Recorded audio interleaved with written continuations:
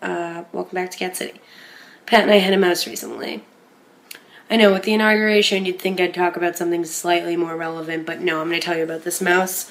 I'm home alone a few weeks ago, and I hear this coming from the kitchen. Like the little detective that I am, I head in there and I just listen for some clues, and it's coming from the toaster. I look inside, and there's a furry gray little mouse just going to town eating my scrumptious crumbs. My scrumptious crumbs. I'm 5'3", the mouse is 2 inches, so you can see why I was petrified. And I call Pat, and he says, turn the toaster on. In hindsight, I might have been in shock, which is my excuse for listening to him. In retrospect, it makes me question his thought process. What kind of a sicko are you, Pat? I turn the toaster on, I push it down, and I feel its body squishing. I feel it squishing to the bottom.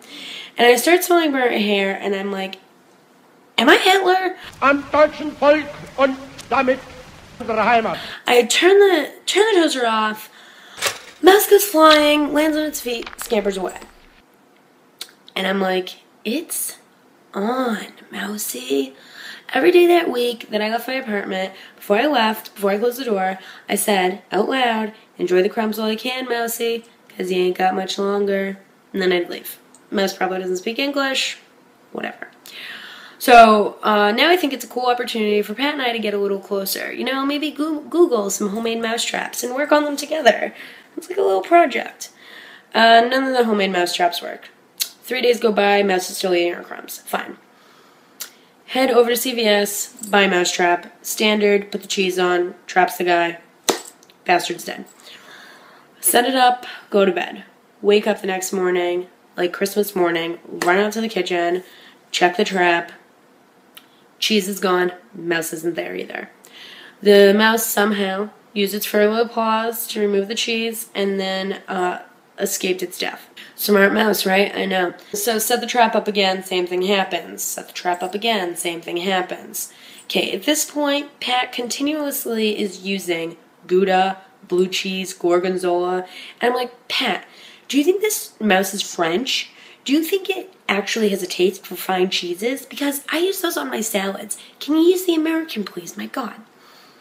So now he's like, all right, pulling out all the stops. Tapes the cheese to the trap. Double-sided tape, cheese on top.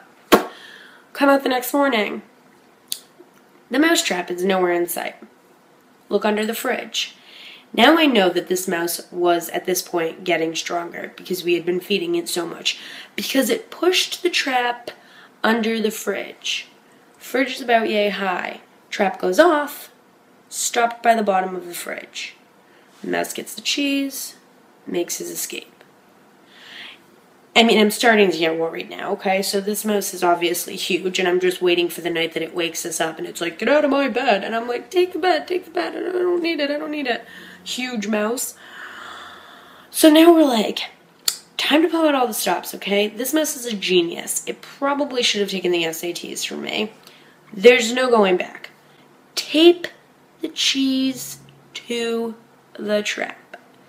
Tape the trap to the floor. Dead mouse. Sayonara, mousey. Guess you weren't reading Darwin in all your studying because you never heard of survival of the fittest, baby. That's right. Haven't seen a mouse since. Guess we scared its family off, too. Later, haters.